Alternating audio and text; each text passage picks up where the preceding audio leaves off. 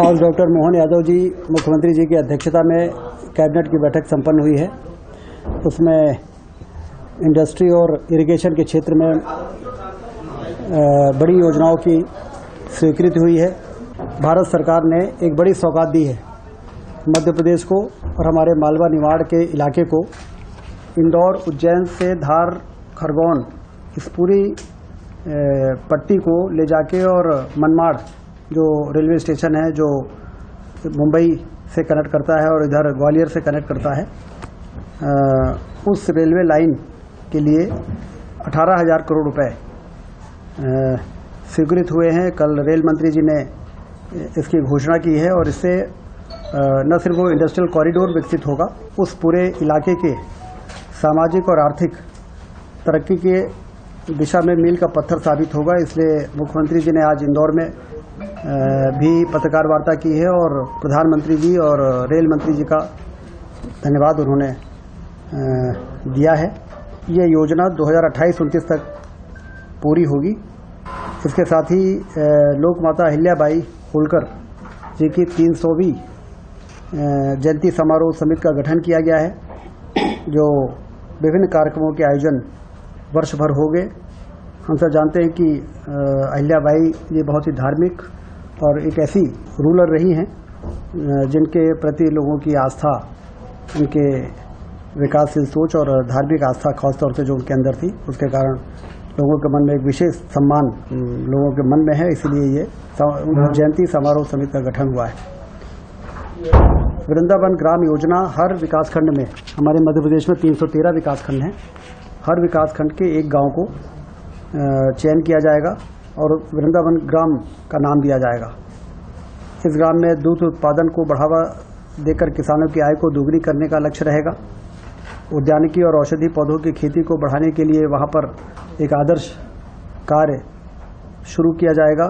गोबर आधारित गतिविधियों को प्रोत्साहित करना, गौशाला की स्थापना करना, समस्त आवासों को सौर ऊर्जा से सूर्य घर बिजली में इसको बदलना, सामुदायिक सार्वजनिक शौचालय की व्यवस्था, खेल मैदान, लघु वनोपजों के संग्रहण और संवर्धन केंद्र की स्थापना करना, श्री अन्न के उत्पादन को बढ़ावा देने आदि कार्य किए जाएंगे।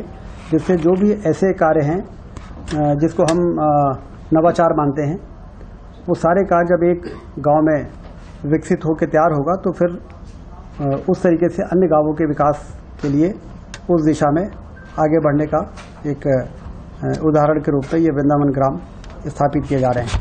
पंचायत एवं ग्रामीण विकास विभाग इस योजना के विस्तृत दिशा निर्देश जारी करेगी। समस्त नगरीय निकायों में गीता भवन की स्थापना होगी। सर्वसुलभ वैचारिक अध्ययन केंद्र के रूप में गीता भवन का उद्देश्य पाठन की रुचि बढ़ाना, पुस्तकों के माध्यम से भारतीय संस्कृति के महत्व को परिचित कराना, प्रतियोगी परीक्षाओं की अध्ययन सामग्री उपलब्ध करवाना एवं धार्मिक सामाजिक कार्यक्रमों के आयोजन के लिए रियायती दर पर स्थान को उपलब्ध कराना, ये इसका उद्देश्य रहेगा। नगरीय प्रशासन एवं आवास विभाग द्वारा इसके दिशा निर्देश जारी होंगे। अभी पिछले दिनों 28 अगस्त को ग्वालियर में रीजनल इन्वेस्टर समिट हुई थी, कॉन्क्लेव, जिसमें 4,000 से अधिक प्रतिभागियों ने हिस्सा लिया और 15 अंतर्राष्ट्रीय प्रतिनिधियों ने हिस्सा लिया। बहुत सफल रही है ये समिट। 400 से अधिक बायर सेलर मीट आयोजित की गई। वहाँ समिट में 8,000 करोड़ से अधिक के निवेश के प्रस्ताव प्राप्त हुए हैं, जिसमें लगभग 35,000 रोजगार के अवसर सृजित होंगे।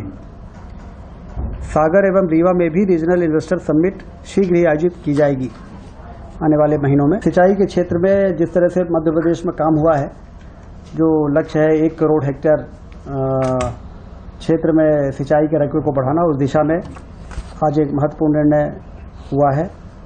लगभग 4,197 करोड़ की प्रशासकीय स्वीकृति सूक्ष्म सिंचाई परियोजना जावद और नीमच जिले में, जिससे कि 1,08,600 हेक्टेयर की सिंचाई सुनिश्चित होगी, लगभग 2.5 लाख एकड़। स्वीकृत परियोजना से नीमच तहसील में 253 गांव और जावद तहसील के 212 गांव सिंचाई की सुविधा का लाभ प्राप्त कर सकेंगे। ये है जावद नीमच सूक्ष्म सिंचाई परियोजना। आप सब जानते हैं कि इस समय प्रेशराइज्ड पाइप माइक्रो इरिगेशन से बहुत सफलता मतलब बहुत अच्छे परिणाम मिले हैं मध्य प्रदेश के अंदर। तो उसी प्रेस्टराइज्ड माइक्रो इरिगेशन स्कीम के अंतर्गत जावद और नीमच की योजना है। औद्योगिक क्षेत्र में जो महत्वपूर्ण काम हो रहे हैं मध्य प्रदेश में, उस दिशा में जो नर्मदापुरम जिला है उसमें मोहासा बावई जो इंडस्ट्रियल एरिया है उसमें रिन्यूएबल एनर्जी और एनर्जी से संबंधित जो इक्विपमेंट्स होते हैं मैन्युफैक्चरिंग के लिए एक जोन स्थापित किया जाएगा 227 एकड़ ज़मीन में, और इसमें 93.50 करोड़ रुपए खर्च होगा, जिसमें केंद्र 60% राशि देगा और 40% राशि का प्रावधान राज्य के बजट से किया गया है और इसकी आज स्वीकृति प्रदान की गई है। 93.50 करोड़ पावर एवं renewable energy equipment manufacturing zone में स्थापित होने वाली जो इकाइयां रहेंगी, लगभग 8 से 10,000 करोड़ का निवेश होगा और 10,000 लोगों को रोजगार के अवसर सृजित होंगे। फिर मुरैना जिले की सीतापुर इंडस्ट्रियल एरिया में footwear and accessories cluster development park की स्थापना की जाएगी, जिसमें 161.7 एकड़ जमीन में विकास होगा और उस विकास में 111 करोड़ रुपए खर्च होंगे और इसमें कई प्रकार की लेदर की accessories, bags, belt, leather footwear, jacket, garment, इस तरह की कई चीज़ें इसमें बनेगी और इसमें 2300 करोड़ का निवेश होगा। प्लॉट साइज 1 एकड़ से 2 एकड़ रहेगी। रोजगार 3200 के करीब सृजन होगा।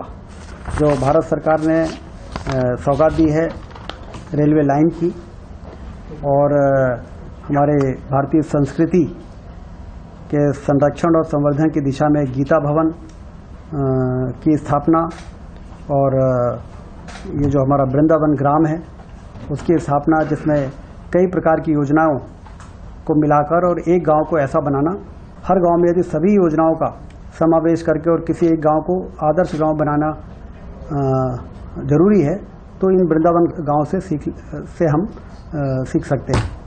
इस प्रकार से महत्वपूर्ण डिसीजंस आज डॉक्टर मोहन यादव जी की कैबिनेट में किए हैं। अगर आपको जानकारी पसंद आई हो तो इसे लाइक और शेयर जरूर करें, और अगर आप इस चैनल पर पहली बार आए हैं तो चैनल को सब्सक्राइब करना ना भूलें और बेल आइकन पर जरूर क्लिक करें, जिससे आगे भी आपको इस प्रकार की न्यूज मिलती रहे।